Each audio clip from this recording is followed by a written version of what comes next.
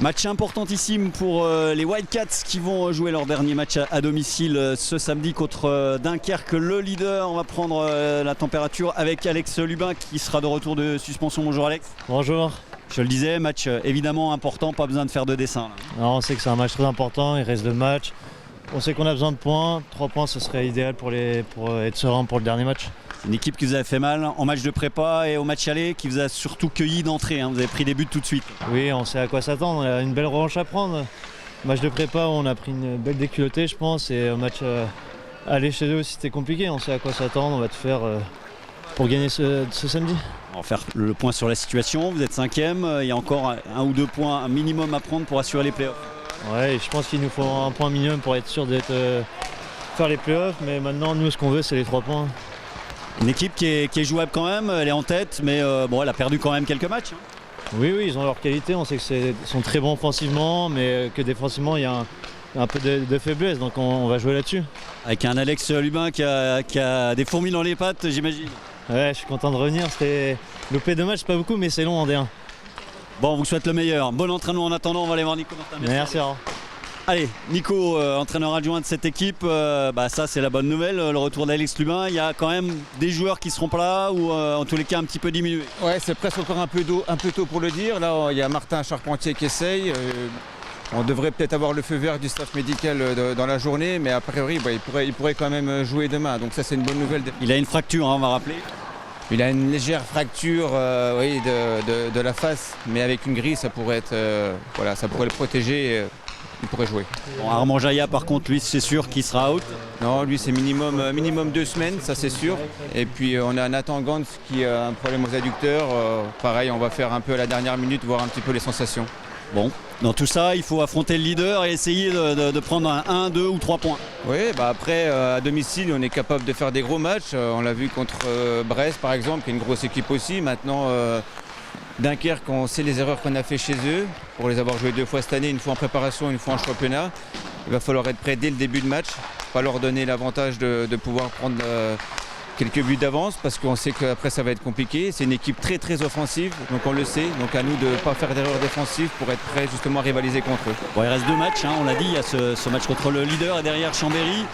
Alex vient de nous le dire, il faut au minimum 1 point sur ces 2 matchs. Ouais, après on va pas calculer comme ça, je pense qu'il faut qu'on joue nos matchs pour les gagner. Dernier match de la saison régulière, on se doit de montrer un bon visage et d'être prêt et d'aller chercher 3 points. Et tout est encore ouvert, il faut qu'on regarde de l'avant, qu'on soit confiant et pas d'excès de confiance non plus, mais qu'on soit juste ce qu'il faut pour être en forme demain devant notre public.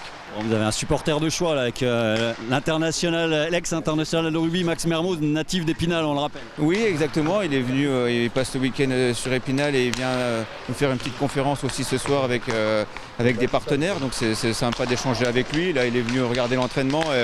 On va peut-être lui mettre des patins à la fin de l'entraînement pour qu'il essaye, pourquoi pas, qu'il voie un petit peu ce que c'est l'équilibre sur les patins.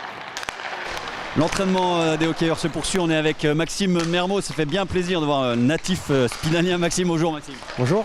Bon, donc vous êtes venu voir un petit peu l'entraînement, ce soir une petite conférence, puis demain vous assisterez au match, c'est ça? Ouais, un beau programme sur 2 jours et avec un retour aux sources, donc on va dire je viens avec grand plaisir et je regrette même de ne pas être revenu plus tôt. Mais c'est vrai que cette patinoire, c'est beaucoup de souvenirs d'enfance, que ce soit sur la patinoire quand on est jeune, quand on venait un petit peu faire le con ou quand on venait voir les matchs. Bon, on va rappeler que vous êtes finaliste de la Coupe du Monde en 2011, que vous êtes retraité depuis 2020. Où est-ce que vous en êtes sur le développement en rugby qui vous tient à cœur aujourd'hui en France mais aussi en Algérie? Ouais, j'essaye tant bien que mal, en fonction on va dire des besoins, d'aider tout type de structure. Ça va être l'Algérie pour développer le rugby en Algérie et aider l'équipe nationale. Même si on aimerait que ça aille des fois plus vite. Vous auriez encore l'âge pour jouer, Maxime?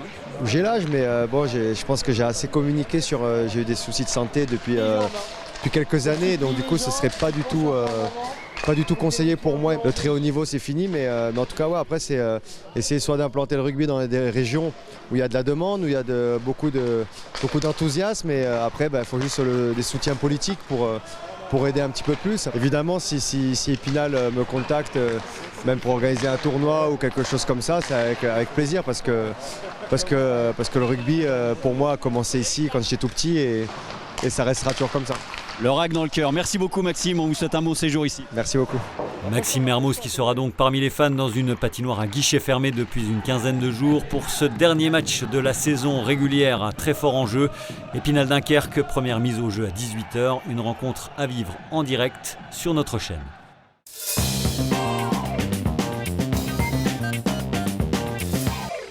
Dans le reste de l'actualité sportive du football, en National 2, le SAS qui reste sur 4 victoires consécutives et 19 points pris sur 24 possibles en ce début d'année 2023, espère bien poursuivre sur sa lancée face à Wascal, actuel 7e. Cela afin de rester au contact du leader Fleury qui ne pointe qu'à une longueur. Coup d'envoi samedi à 18h au stade de la Colombière, alors qu'en National 3, l'ES Taon 5e se déplace chez un mal classé Épernay. De même pour l'US Raon 8e chez la Lanterne Rouge Jarville. En volley, après 3 semaines de pause, place à la seconde phase des championnats d'élite. Les Louves lancent leur campagne de play-off à Mougins, qui compte le même nombre de points à une longueur derrière le leader Istres. Les garçons du SAS, eux, débutent les Plédames à domicile avec 5 points d'avance sur la zone rouge et leur adversaire du soir, Beauvais. Une victoire permettrait donc à François Mérel et ses hommes de sécuriser un peu plus leur position. Premier service à 19h au gymnase Viviani. Enfin, au rayon des courses nature, direction Ramonchamp pour la 10e édition du Trail des 80 proposé par le comité athlétique de la Haute-Moselotte.